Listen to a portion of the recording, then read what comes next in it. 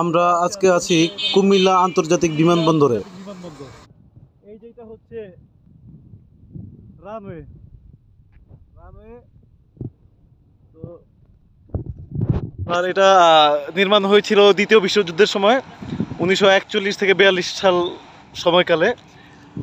তো এরপরে এটা সার্ভিসে ছিল হচ্ছে 1976 সাল পর্যন্ত। এরপরে অকেজো, এটা টোটাল 77 একর জমির উপরে এই রানওয়েটা।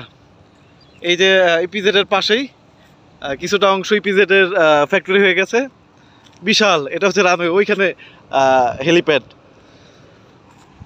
এই যে সিগন্যাল, ওই যে রাডার দেখা যাচ্ছে। অকেজো, বর্তমানে অকেজো। আমরা রানওয়ে দিয়ে হাঁটছি,